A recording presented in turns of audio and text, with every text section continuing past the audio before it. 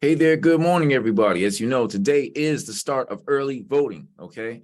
Early voting is they're literally going to be at our local precincts. If you voted in the past, you're already very familiar with these, okay? If you live in the McDonough area, you're going to go to the main elections office located at 40 Atlanta Street, okay?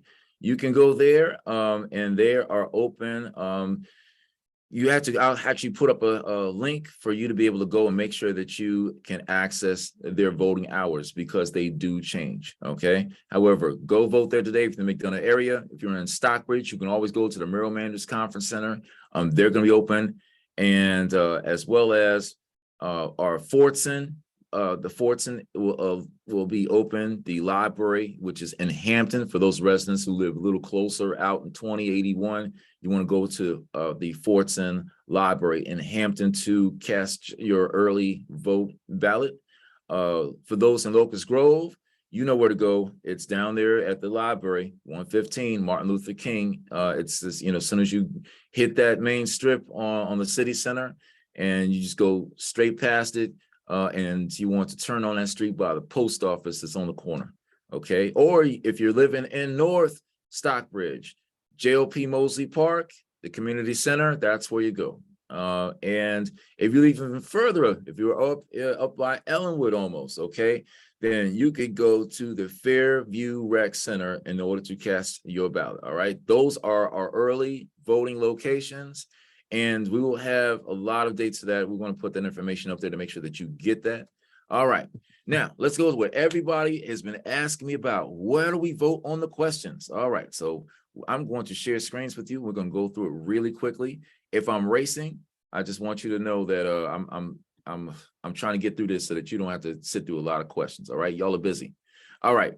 I tell people all the time, if you want the information, go to vote411.org, vote411.org/ballot. Okay, you see that at the top, right where my cursor is. Okay, they'll provide you with a great voter guide there. And you can do is it'll allow for you to look at all the candidates, all right, on your ballot. You go to Georgia, and literally the best thing to do is just once you hit change address, enter your address into this box. Okay, we're going to enter in fact, I'm going to enter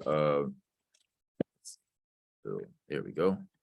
I will enter, and I'll say show. You can show districts, which is very good because the districts have changed, and so it'll show you the district lines. Okay, let's see if we go there.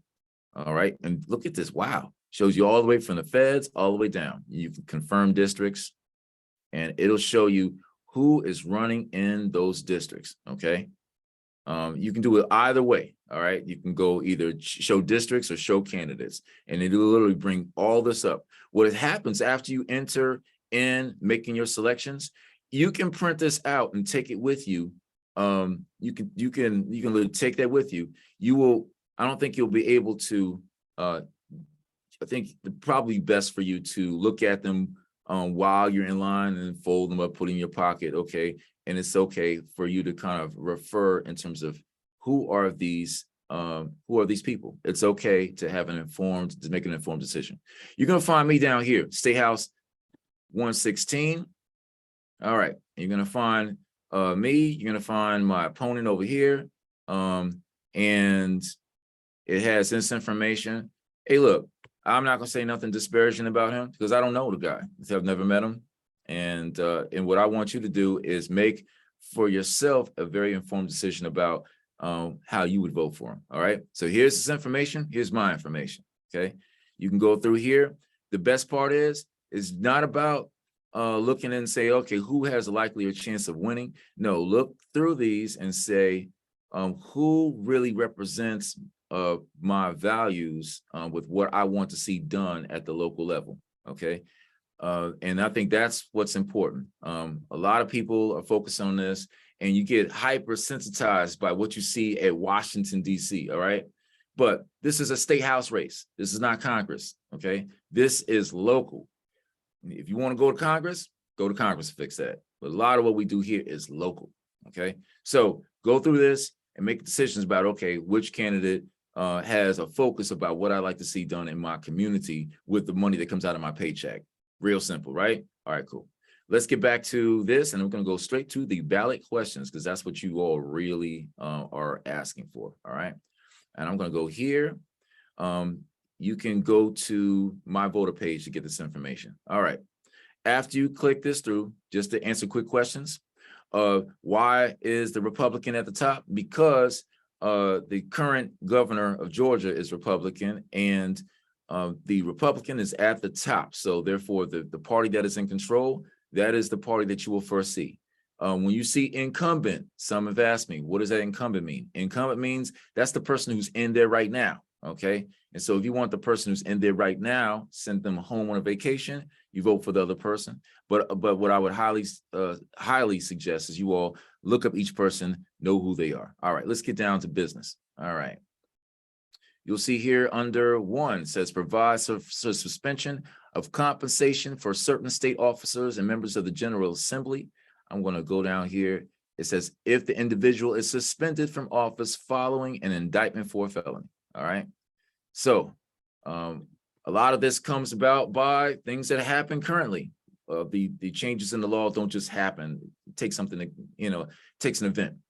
So we saw from the January 6th insurrection, we saw that the certain persons themselves were fake electors, but who knows, in the future, somebody else might get indicted for behaving badly.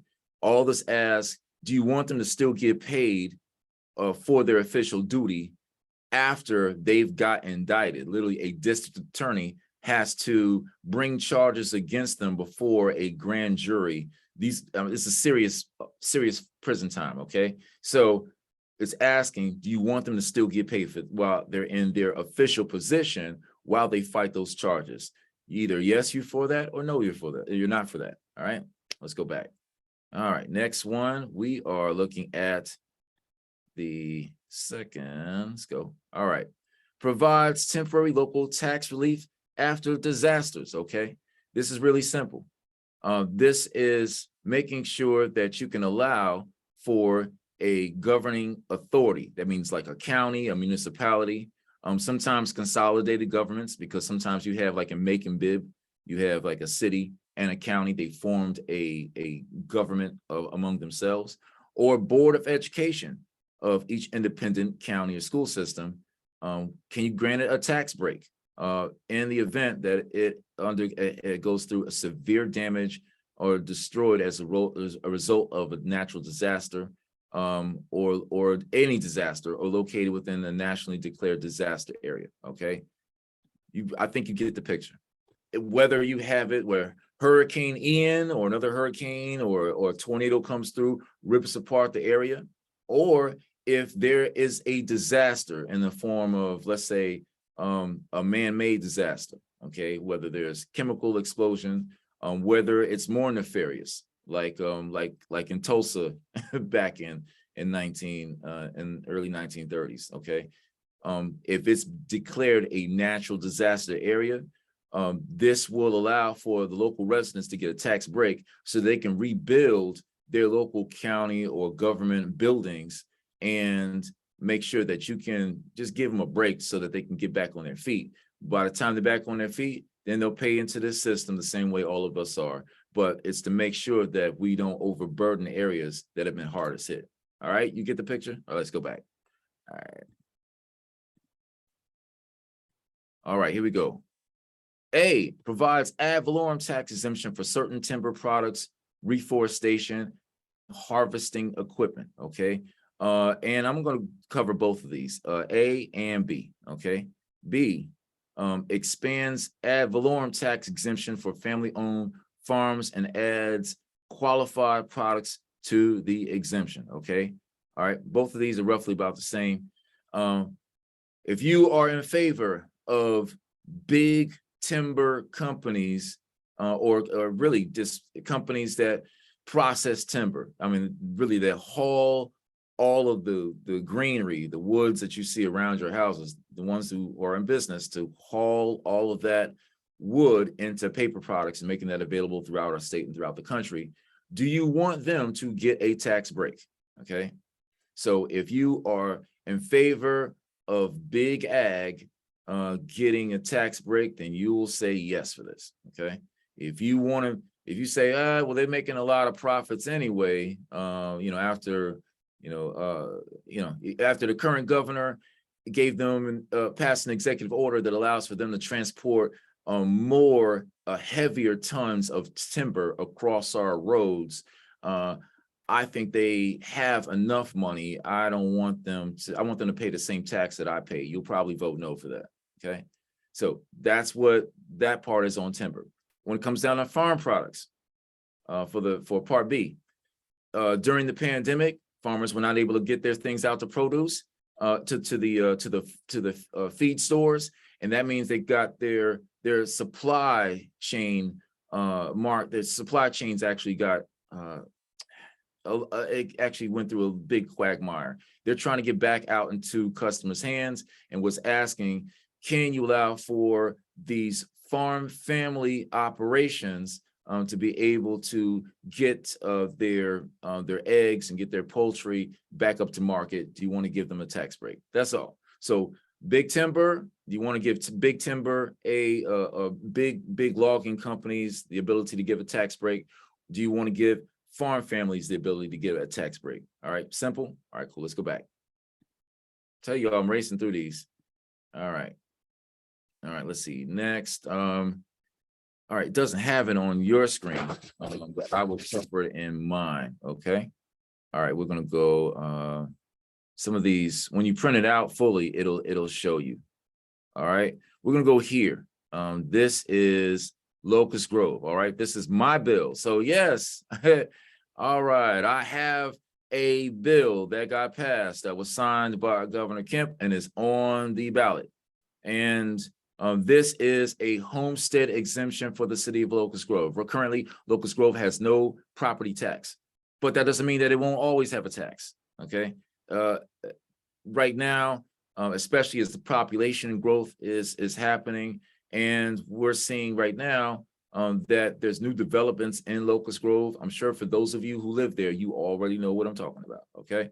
So what this asks for our seniors. Do seniors get a tax break from paying money on the house that they own? Okay, can they get a property tax waiver? That's what this allows. I think of a good woman that our community misses, Mayor Lorena Lindsay. Miss Lorena Lindsay was just sweet, feisty. She would just get up in the morning and just drive her cars. You imagine that?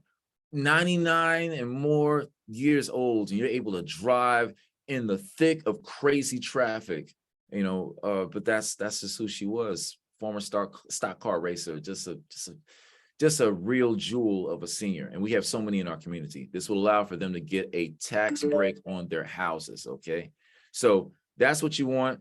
And this will allow for you to give them a break so that they don't pay any property taxes. All right, that's if you're in your Locust Grove. All right, that's my bill.